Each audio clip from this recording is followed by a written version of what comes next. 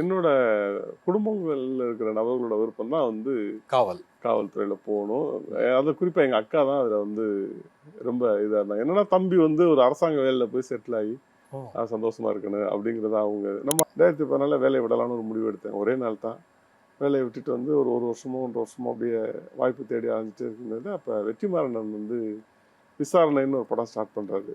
அண்ணன் வந்து விசாரணையிலேருந்தே ஆரம்பிச்சிட்டாரு. ஆ. விசாரணையிலே சொன்னார், ஒரு எஸ்ஐ கேரக்டர் பண்ணு. நான் அண்ணன் எனக்கு நடிப்பு செட்டே ஆகாதுனே நான் ஒர்க் பண்றேன். அப்புறம் வட சென்னையில் வந்து ஒரு பெரிய கேரக்டர் கொடுத்து என்ன பண்ண சொன்னார். ஒரு 3 நாள் பண்ணிட்டு அப்புறம் எனக்கு முடியலைன்னு ஒதுக்கிட்டேன். ஆ. அப்பதான் அசுரன் வந்தப்பதான் அவர் கூப்பிட்டு கண்டிப்பா நடிக்கணும் இல்லை ம். அப்படின்னு சொல்லி பேசினாரு. ஒரு 200 பேருக்கு அந்த கதை சொல்லிவிட்டேன். ஆனா அந்த கதையெல்லாம் வெற்றி அண்ணன் முதல் தடவையே சொல்லிட்டாரு கேட்டப்ப. ரொம்ப யூனிக்கான கதைடா இது. ஆனா இத நீ எடுத்துட்டு போய் ஒரு ப்ரொடக்ஷனா கொண்டு போறது கஷ்டம். ஆனா பண்ணிட்டீன்னா ஒரு ஜெயிக்கிறியோ தோக்குறியோ ஒரு நல்ல படமா பதிவா இது இருக்கும் அப்படின்னு அண்ணன் சொன்னாரு. டைரக்டர் ஆகணும் அப்படிங்கிறது அவருடைய கனவா இருந்துச்சு. ம். பட் ஆக்டிங் அப்படிங்கிறது இப்போ வரமா மாறிடுச்சு. ஆமா, கரெக்டா சொல்லணும்னா பாறை முகம், ஆனால் குழந்தையின் குணம். ஆக்டர் கம் டைரக்டர் தான் பார்க்க போறோம். சார் வெயிட்டிங், கூப்பிட்டுலாமா? கண்டிப்பா. Let's welcome actor and director Tamil sir.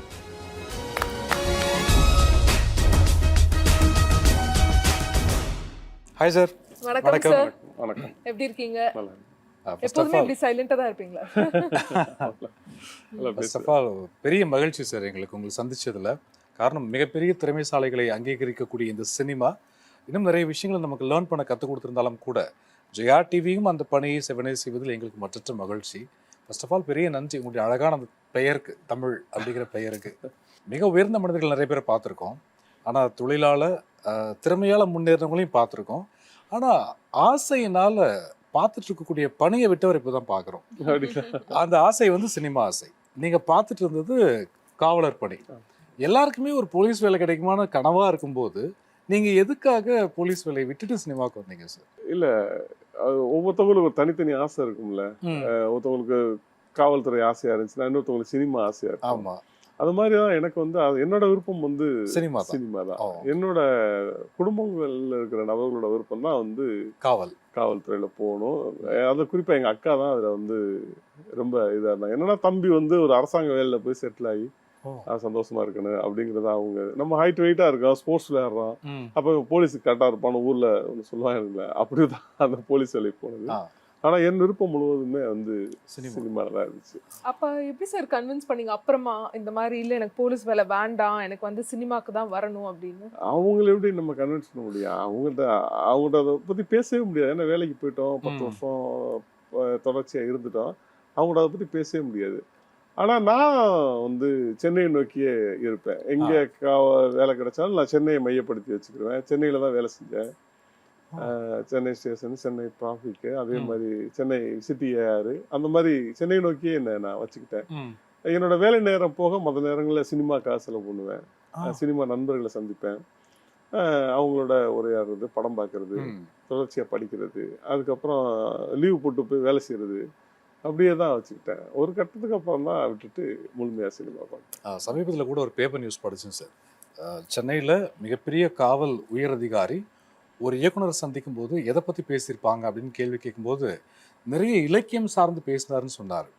So அப்போ எல்லாருக்குள்ளேயும் அந்த தேடல் ஒன்று இருக்குது. ஆனால் உங்கள் தேடல் சினிமா தான், குறிப்பாக இயக்கம் தான் அப்படிங்கிறது எங்கேருந்து ஸ்டார்ட் ஆச்சு? அது படிக்கிற காலங்கள்லேயே வந்துருச்சு எனக்கு.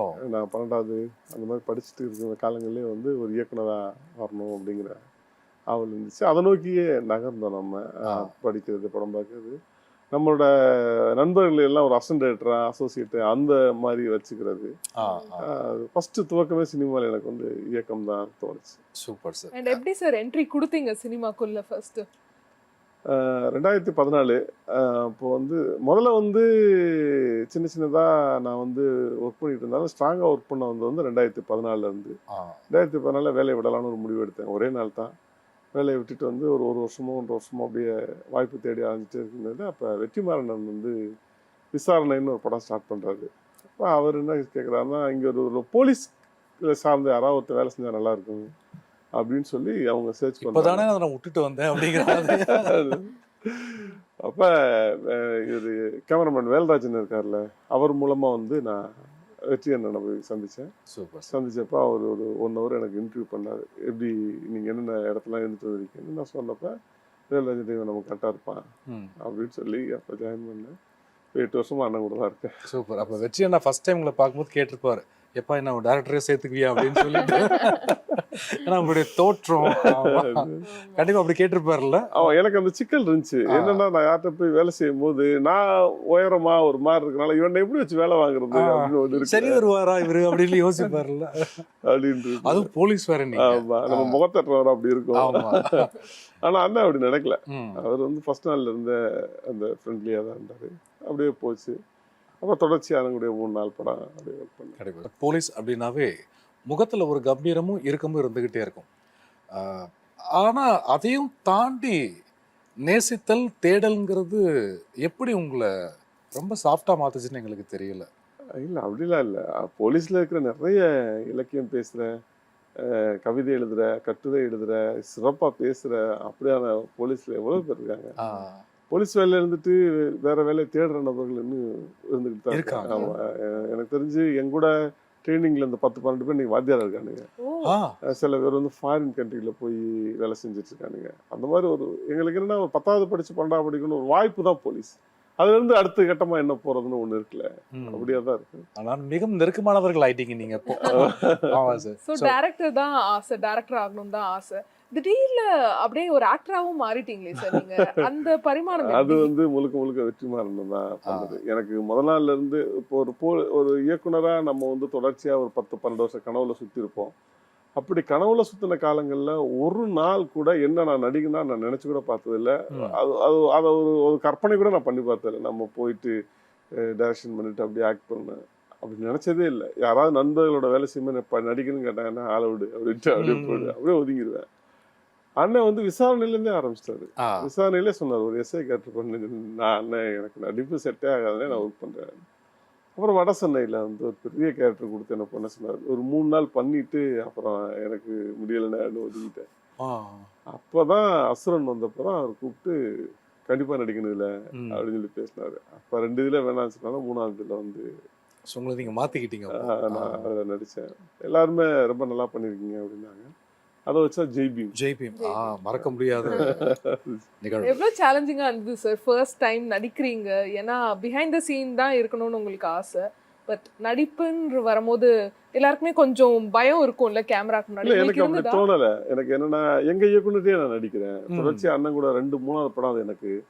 அதனால அண்ணனுக்கு முன்னால் நடிக்கிறது வந்து எனக்கு பெருசாக தெரியல. ஏன்னா தொடர்ச்சியாக வேலை செஞ்சுட்டே இருக்கேன். அவரோட குரல் கேட்டுக்கிட்டே இருக்கேன். அவர் என்ன வேணும், என்ன விரும்புவார், எதை விரும்ப மாட்டார், ஒரு ஆக்டிங்காக இதெல்லாம் அவர் பிடிக்காதுன்னு எனக்கு நல்லா தெரியும். இதை பண்ணால் அவர் பிடிக்காதுன்னு எனக்கு தெரியும். அதை பண்ணாமல் இருந்தாலே அவர்கிட்ட போதும். அதனால எனக்கு ரொம்ப ஈஸியாக தான் இருந்துச்சு அந்த ஜேர்னி. அசுரன் ஆமாம், என்ன அவருக்கு வேலை செய்கிற மாதிரி நடிச்சா பிடிக்காது, அது வேற ஒன்று இருக்கு. ஸோ வெற்றி அண்ணாட்டிருந்து நீங்கள் நிறைய லேர்ன் பண்ணியிருப்பீங்க. ஸோ அந்த லேர்னிங்கில் நீங்கள் இயக்குனராக மாறுறதுக்கு எது பெரிய உந்து சக்தியாக இருந்தது? குறிப்பாக வந்து அண்ணன் வந்து ஒரு படம் வேலை செய்யும்போது தொடர்ச்சியாக அந்த படத்துக்காக மட்டுமே வேலை செய்வார். ஒரு 2 வருஷம் 3 வருஷம் ஒரே வேலையை ஒரே மாதிரி அப்படியே செய்வார். ஒரு ப்ராஜெக்ட் எடுத்துட்டாருன்னா கண்டினியூவாக காலையில் நீங்கள் 8 மணிக்கு போனீங்கன்னா அவர் ஆஃபீஸில் பார்க்கலாம், இரவு 4 மணிக்கு போனாலும் ஆஃபீஸில் பார்க்கலாம். 24 மணி நேரம் ஆஃபீஸில் மட்டுமே அந்த ப்ராஜெக்டுக்காக வேலை செய்வார். அது வந்து எனக்கு வெற்றி என்னோட ஒரு ப்ராஜெக்டுக்காக இவ்வளோ உழைக்கிறதுன்னு ஒன்று இருக்குது. அதில் இருந்து அப் டு டேட் எல்லா சைட்லேயுமே ஒர்க் பண்ணியிருப்பார். சாங்லேருந்து பாடல்கள்லேருந்து வரிகள்லேருந்து எல்லாமே அண்ணனோட ஒர்க்லேயே இருக்கும். எனக்கு அந்த உழைப்பு ரொம்ப பயங்கரமாக அண்ணனை பார்த்து நான் கற்றுக்கிட்டது. நம்மளும் அதே மாதிரியே உழைக்கணும்னு நினைப்பேன், ஆனால் உழைக்க முடியல. யாராவது ஒருத்தர் ஃபோன் பண்ணா என்ன அப்படியே கிளம்பிடுவோம். நம்ம வெற்றி என்ன அப்படி யாரையும் வெளியே சந்திக்கவும் மாட்டார், நண்பர்கள் வெளியே சந்திக்க மாட்டார், யாரையும் சந்திக்க மாட்டார். யாராவது சந்திக்கணும்னா அவர் ஆஃபீஸில் போய் சந்திச்சுக்கலாம், முடிச்சுட்டு ஒர்க்குக்கு போயிடுவார். அப்படியான உழைப்பு வெற்றி என்ன நான் பிரமிச்சு பார்த்தேன் இன்னைக்கு வரையும், இந்த நிமிஷம் வரையும். அப்போ அவருக்கு வேலையும் ஆஃபீஸ் தான், பொழுதுபோக்கும் ஆஃபீஸ் தான், எல்லாமே ஆஃபீஸ் தான், ஒட்டுமொத்தம் ஆஃபீஸ் தான்.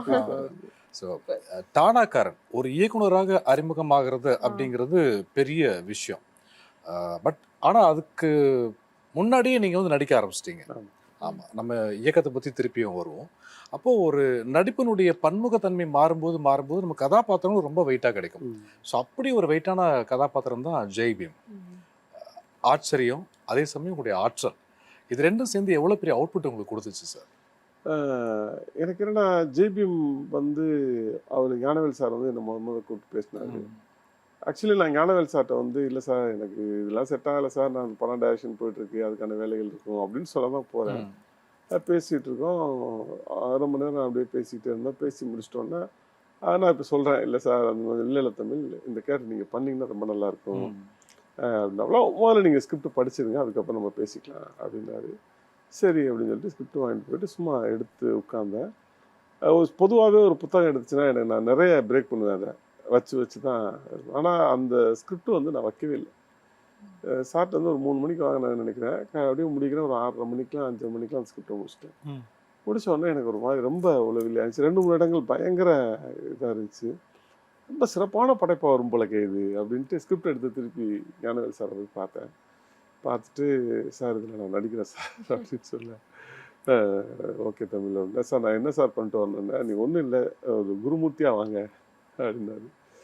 சரிங்க சார், நான் சின்ன சின்னதாக உங்களுக்கு தெரியுமில்ல போலீஸில் இருந்தனால உடல் மொழி உங்களுக்கு ஈஸியாக வரும், அதை மட்டும் பண்ணிக்க தந்தாங்க. சரிங்க சார் சொல்லிட்டு அதுக்கப்புறம் அந்த ஸ்கிரிப்டை எடுத்துகிட்டு நான் தனியாக சின்ன சின்னதாக ஒரு ஆக்டர் நரேன் இருக்கார்ல, அவர்கிட்ட வந்து எப்போதுமே அந்த ஆக்டிங் கிளாஸ்லாம் போவோம்.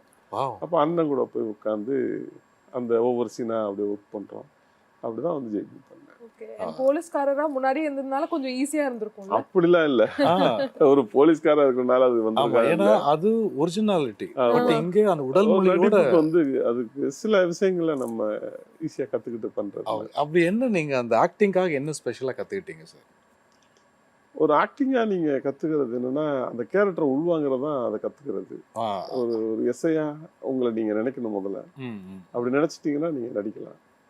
அந்த அந்த கேரக்டரை அந்த விஷயத்தை உள்வாங்கிட்டு பண்ணோம்னா நம்ம ஈஸியா பண்ணலாம். அண்ட் அந்த கேரக்டருக்கும் நிறைய விமர்சனம் வந்திருக்கும்ல சார், டெஃபினட்டா அதெல்லாம் நீங்க எப்படி ஏத்துக்கிட்டீங்க? இல்ல என்ன நோக்கி எதுவுமே வரல, எல்லாமே இயக்குனர் நோக்கி சூர்யானனை நோக்கி குருமூர்த்தி நோக்கி போயிருக்கோம். என்ன வந்து யாரும் எல்லாருமே நல்லா பண்ணியிருக்கீங்க அப்படின்னு சொன்னாங்க. என் மனைவி என் குழந்தைகளை தான் நான் வந்து அதை பார்க்க விடாம பண்றதுக்கு ரொம்ப கஷ்டமா இருந்துச்சு. அப்புறம் பார்த்துட்டாங்க படம். பார்த்துட்டு தேட்டரில் ஷோ பார்த்தோம். பார்த்துட்டு வெளில வந்தோன்னே என் மனைவி எதுவுமே பேசல, சைலண்டாக உட்காந்தாங்க. இங்கே இவ்வளோ கொடூரமாடா அப்படின்னாங்க. இல்லைங்க எனக்கு வந்து சரி அவனை அடிச்சு விட்டுட்டீங்க அப்படின்னு நினச்சேன். நீங்கள் அந்த அவனை தூக்கிட்டு போய் நீங்கள் தான் கொண்டு போய் தூக்கி போடுறீங்கன்னு நினைக்கும்போது எனக்கு நெஞ்சு வெளியே வந்துருச்சு அப்படின்னாங்க. ரொம்ப ஒரு மாதிரி ஒரு நாள் ஃபுல்லாக ஒரு மாதிரி இருந்தாங்க அந்த படம் பார்த்துட்டு. அந்த மாதிரி நண்பர்கள் என்னோட பசங்க எல்லாமே ஒரு மாதிரி தான் இருந்தாங்க அந்த படம். எனக்கே அந்த ஜெய்பீம் படம் வந்து அங்கே பார்த்தேன், அதுக்கப்புறம் அந்த படம் நான் பார்க்கல, என்னாலயும் முடியல. அந்த படம் அவ்வளோ வலியான படம் அது. கண்டிப்பா சார். ஸோ ஒரு வலி மிகப்பெரிய நமக்கு ஒரு கிரெடிட்டை கொடுத்துருக்கு உங்களுக்கு. ஒரு நடிகனா இன்னும் அந்த பணியை தொடர போறீங்களா, இல்லை டானாக்காரன் மாதிரி அற்புதமான படைப்புனால இயக்குனரா பயணிக்க போறீங்க? நீங்க அப்படி கேட்டீங்கன்னா எனக்கு இயக்குனரா இருக்கிறதுலதான் பெரிய. ஆனா உங்களை விட மாட்டாங்க போல இருக்கு. நீங்க தான் கரெக்டா இருக்கீங்க, ஆகணும்ன்றாங்க. தொடர்ச்சியா படங்கள் வந்துட்டே தான் இருக்கு. இப்ப விடுதலை நடிச்சிட்டு இருக்கேன். ஆமா, விடுதலை வெற்றி என்ன கூட வந்து விடுதலை நடிச்சிட்டு இருக்கேன். இவ்வளோ விஷயங்கள் உள்ள இருந்தாலும் கூட உங்களுடைய பெரிய எதிர்பார்ப்பு இயக்கம் தான். டானாக்காரன் எப்படி உருவாச்சு சார்? அந்த முதல் ஸ்கிரிப்ட் எழுதி முடிச்சுட்டு ஒரு இயக்குனரா அங்கீகரிக்கப்படும் போது அந்த மகிழ்ச்சி எவ்வளோ ஆனந்தமா இருந்தது? அப்படிலாம் அந்த ஸ்கிரிப்ட் எனக்கு ஒரு மகிழ்ச்சியை கொடுக்கல. கடுமையான வலி, எழுதும் போதே வலி தான். ஏன்னா நிறைய ப்ரொடியூசர்ஸ், நிறைய ஹீரோ, நிறைய பேர் அந்த கதை சொன்னேன். கிட்டத்தட்ட கதை மட்டும் 3 வருஷம் சொல்லிட்டு இருந்தேன். அப்படியே அந்த அது எப்படிங்க அது ஸ்கிரிப்ட் பண்ணுவீங்க, எப்படிங்க இது பண்ணுவீங்க, அந்த கதைக்குள்ள நிறைய கேள்விகள் வந்து இருந்துகிட்டே இருந்துச்சு. எல்லா நண்பர்களும் சொன்னாங்க சரி இதை விட்டுட்டு வேறு ஏதாவது ஸ்கிரிப்டாவது பண்ணேன்டா அப்படின்னு சொன்னப்போ எனக்கு மட்டுமே தோணுச்சு சரி ஏதாவது நடந்துருது அப்படின்ட்டு. எனக்காக ரொம்ப விரக்தி ஆகி அந்த ஸ்கிரிப்ட் எடுத்து வச்சுட்டு வேறு ஸ்கிரிப்ட் எழுதணும் அப்படின்னு நம்ம துவக்கும்போது பார்த்தா ஒரு ஆள் ஃபோன் அடிப்பார். தமிழ் அந்த கதை சொன்னீங்களே ரொம்ப நல்லா இருந்துச்சு, அந்த ப்ரொடியூசர் திருப்பி கேட்குறேன்றாரு வரீங்களா அப்படின்னு போகல, திருப்பி அப்படியே போவேன் அந்த கதை சொல்கிறதுக்கு. அந்த மாதிரி தான் ஒரு 200 பேருக்கு அந்த கதை சொல்லிவிட்டேன். ஆனால் அந்த கதையெல்லாம் வெற்றி என்ன முதல் தடவையே சொல்லிட்டாரு கேட்டப்பே, ரொம்ப யூனிக்கான கதைடா இது, ஆனால் இதை நீ எடுத்துகிட்டு போய் ஒரு ப்ரொடக்ஷனாக கொண்டு போகிறது கஷ்டம், ஆனால் பண்ணிட்டீங்கன்னா ஒரு ஜெயிக்கிறியோ தோக்குறியோ ஒரு நல்ல படமாக பதிவாக இது இருக்கும் அப்படின்னு அண்ணன் சொன்னார். அதே போல் சினிமாவில் இருக்க ரொம்ப முக்கியமான ஆட்கள். இன்னொரு சின்ன ஒரு ப்ரொடியூசர்கிட்ட கதை சொல்லும்போது அந்த கதையை அப்படி சாதாரணமாக எந்திரிச்சு போயிட முடியாது அவங்களால.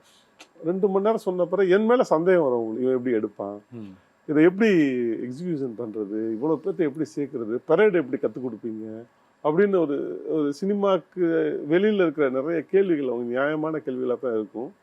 அந்த கேள்விகள் நம்மளை நோக்கி வரும்போது அதுக்கப்புறம் அதை ஒன்றும் பண்ண முடியாமல் போயிடும். இப்படியா அப்படியே கொஞ்சம் கொஞ்சமாக தான் ரெடி ஆகி கடைசியில் ட்ரீம் மேரிட்ஸில் தான் அந்த கதை ஓகே ஆகி. ட்ரீம் மேரிட்ஸில் நான் கதை சொல்லவே இல்லை. நான் இந்த கதைக்காக என்னென்னலாம் பண்ணியிருக்கேன்னு தான் சொன்னேன். பெரேடு இவ்வளோ பேத்துக்கு நாங்கள் வந்து ரெடி பண்ணி வச்சுருக்கோம், இதெல்லாம் செய்வோம், இதெல்லாம் பண்ணுவோம், கிரவுண்டு இதான் அப்படின்னு சொல்லி பண்ணப்போ அந்த விஷயமே உங்களுக்கு ரொம்ப பிடிச்சிருந்ததுனால அவங்க ஒத்துக்கிட்டாங்க.